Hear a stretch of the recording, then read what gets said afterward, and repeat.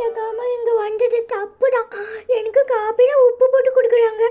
என்னைய ஜோபால உட்கார கூடாதுன்னு சொல்றாங்க. கட்டில படுக்க கூடாது, கீழே போய் படுன்னு சொல்றாங்க. எல்லாம் நான் உன் பேச்ச கேட்கறதுனால தானம்மா நடக்குது. அப்பாவும் என்னைய கண்டுக்கவே மாட்டுக்காடுமா. அப்பா எடுக்காடுன்னு சொல்லிட்டானம்மா நான் அங்க வந்தேன். அப்பாவும் என்னைய கண்டுக்கலனா என்னை யாருமா கண்டுக்குவா? நீ எடுக்கும் போதே என் நிலைமை இப்படி எடுக்க, நீ மட்டும் இல்லைனா நான் எவ்வளவு கஷ்டப்படுவேன்னு தெரியுமாமா? என் பொண்ணு பாவம் இவ்வளவு கஷ்டப்படுறா. இந்த சுபா காஃபில உப்பு போட்டு கொடுக்கற அளவுக்கு கொடூரமானவளா? ஏன் இப்படி நடந்துக்கிறா? என்னாச்சுமா?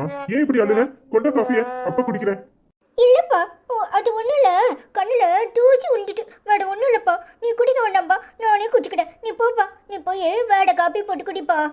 என்னம்மா அப்பா கேக்குறல, இங்க கூட எதுக்கு இப்படி கீழே உட்காந்துருக்க? அது ஒண்ணும் இல்லப்பா, சும்மா தான் உட்காந்துருக்கேன் தெரியுமா, சும்மா தான் உட்காந்துருக்கேன். நீ காஃபிய குடுன்னு சொன்னேன். சுபா சுபா. ஐயா சாமி, இப்ப என்ன பிரச்சனை? என்ன உங்கள் மக அழுது சீனை போடுறாளே, என்னத்துக்கு? இப்ப நான் என்ன பண்ணிட்டேன்? காஃபியை தானே கொடுத்துருக்கேன். இப்ப ஏதாவது பிரச்சனையா? இல்ல இன்னும் என் மேல ஏதாவது பழிய போடுறாளா? என்ன சுபா, என்ன நினைச்சுக்கிட்டு இருக்க? அவ குழந்தை, அவளுக்கு என்ன தெரியும்? அவளுக்கு காஃபில உப்பு போட்டு கொடுத்துருக்க. என்னடி பழக்கம் இது? என்னது உப்பு போட்டு கொடுத்தனா? என்னங்க விளையாடுறீங்களா? அவதான் நாடகம் ஆடுறானா, நீங்களும் அதுக்கு தக்கன நாடகம் ஆடிக்கிட்டு இருக்கீங்க. என்ன நினைச்சுக்கிட்டு இருக்கீங்க? ஏய், காபி நான் குடிச்சு பார்த்துட்டு தான் சொல்றேன். காப்பில உப்பளி போட்டிருக்க. ஏ மகா பொய் சொல்றாளா? இங்க பாருடி, குழந்தை மேல பழி போடாத. நாக்கு அழுகி போயிடும், அழுகி. அதுவும் இல்லாம என் பொண்ண தரையில உட்கார வச்சிருக்க. என் பொண்ண கட்டில படுக்க கூடாதுன்னு சொல்லியிருக்க. எவ்வளவு திமிர் இருந்தா இந்த காரியத்தை பண்ணிருப்ப. இங்க பாரு சுபா, இப்பவே உன்னால என் குழந்தைகளை கவனிச்சுக்க முடியல. கல்யாணத்துக்கு அப்புறம் என் குழந்தைய எப்படி நீ நிம்மதியா பாத்துக்குவ?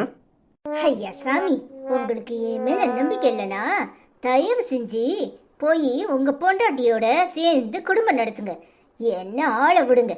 நீங்க வந்த நாள்ல இருந்து நான் நிம்மதியா இருக்க முடியல, சாப்பிட முடியல, தூங்க முடியல, வேலைக்கு நிம்மதியா போக முடியல.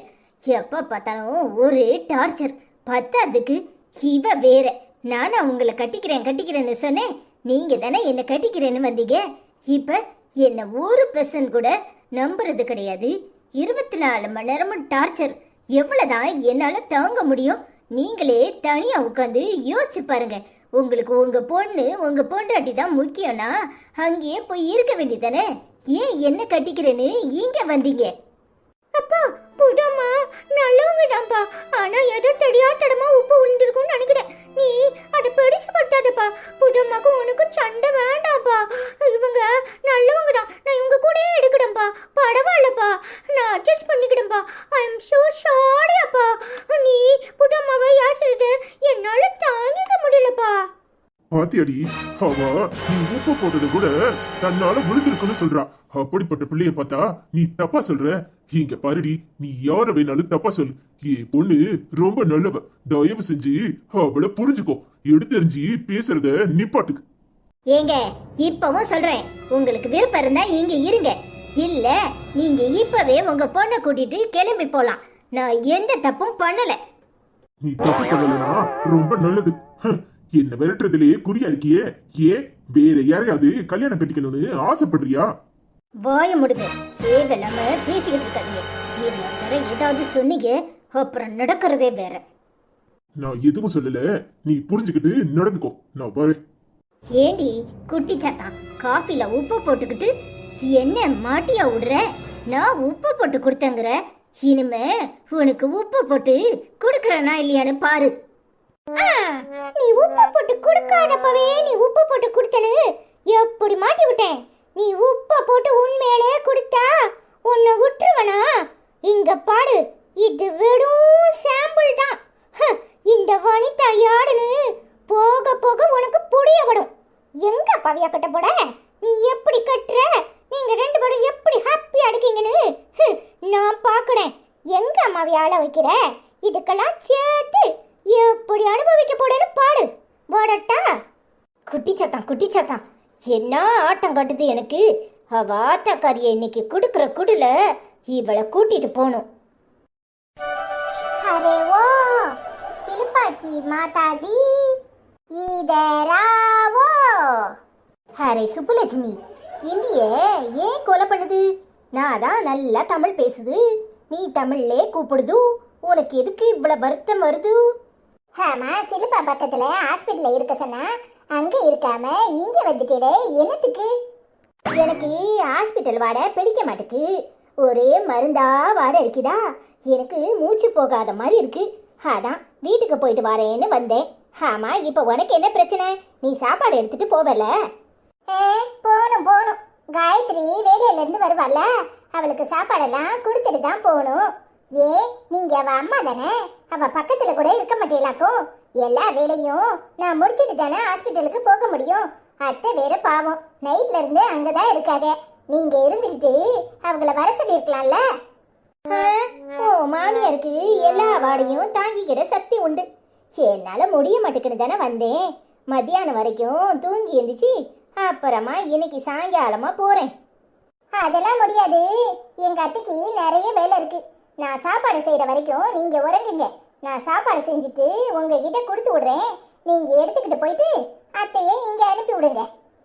செத்த நேரம் தூங்கி எழுந்திக்கிறேன், நீ சாப்பாடை செஞ்சுட்டு எழுப்பி விடு. நல்ல கறி மீன் ஏதாவது செய். அதப்படி ஆஸ்பத்திரியில கறி மீன் கொண்டு போய் சாப்பிட முடியுமா?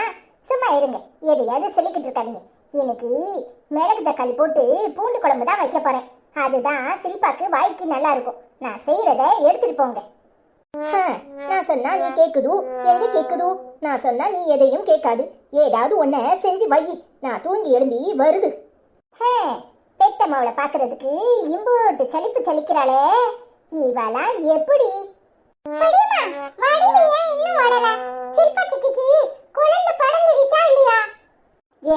குழந்தை பிறந்தா முதல்ல நம்மளுக்கு தானே போன் பண்ணுவாவோ, அது எப்படி போன் பண்ணாம இருப்பாவோ? ஆச்சி இன்னும் வரல. இந்த சில்பாவோட அம்மா தூங்கி எழுந்திச்சு போவாள, அதுக்கப்புறம் தான் ஆச்சி வரும். தனியா எப்படி அவளை விட்டுட்டு வர்றது? சாப்பாடு செஞ்சு நீ குத்து விட்டு அப்புறம் வடிவு வடதுக்குள்ளேயும் எனக்கு மண்டையே காஞ்சிடும். வடிவு கிட்ட எவ்வளவு விஷயம் பேச வேண்டிட்டு இருக்கு தெரியுமா? ஓ, அப்படி என்ன விஷயம்? சாரு என்கிட்ட எல்லாம் சொல்ல மாட்டேரோ, வடிவு கிட்ட தான் சொல்லுவீராக்கும். ஆமா, உங்க அம்மா எங்க? அது ஒண்ணும் இல்ல படிமா, எங்க அம்மா தலைவலிக்கு உடங்குச்சு தெரியுமா? வேணும்னே தான் உடங்குதா இருக்கும். ஏன்னா நீ சோடு பொங்க சொல்லிடுவான்னு உடங்குதான் இருக்கும். எனக்கு நிறைய விஷயம் பேச வேண்டியது இருக்கிறது. என்ன விஷயம்னா, நானு அக்காவை போய் பார்க்க போகணும். நான் ஒட்டியில் எப்படி போவேன்? அங்க ஊழ முக்கி ஒரு வேளை அழுதுகிட்டு இருந்தாலும் என்ன செய்யறது? நான் போய் ஆடுதெல்லாம் 2 வார்த்தை பேசுவேன்ல, அதான் வடிவு வந்தானா கூட்டிட்டு போவா. அந்த வீடு எங்க இருக்குன்னே எனக்கு தெரியல. ஒரு நாள் போனேன், ஆனா ஞாபகத்திலே வர மாட்டேங்குது தெரியுமா? நீ ஒன்னும் அக்காவெல்லாம் போய் பார்க்க வேண்டாம். அவ ஊரை வித்துட்டு நான் இல்லைன்றா. அவளை யாராவது அழ வைக்க முடியுமா? அவ இருக்கிற எல்லாரையும் அழ வச்சிருவா. நீ ஒன்னும் அவளை பத்தி கவலை பண்ண வேண்டாம். நீ போய் உங்க அம்மாவை எழுப்பி காப்பி போட்டு வச்சிருக்கேன், குடிக்கவான்னு சொல்லு. காப்பியை குடிச்சா தலைவலியெல்லாம் சரியாயிரும். ஏன் படியுமா காப்பி போடுற மாதிரி போட்டு குத்தி எங்க அம்மாவை வேலை வாங்க போட? உனக்கு பூண்டு குடிக்கிறதுக்கு ஆள் வேணும், அப்படிதானே? ஏலே, எல்லா விஷயம் தெரிஞ்சு வச்சுக்கோல. ஊரை வித்துட்டு நான் இல்லைன்று ஒத்தையில வேலை பார்க்கணும்னா எரிச்சலா தானே இருக்கு. உங்க ஆத்தானா எதையாவது கொஞ்ச நேரம் கதை பேசுவா. அதான் போய் அவளை அனுப்பி விடு. அவளுக்கு காப்பி போட்டு வைக்கிறேன், தலைவலி எல்லாம் சரியாயிரும். சரி படியுமா,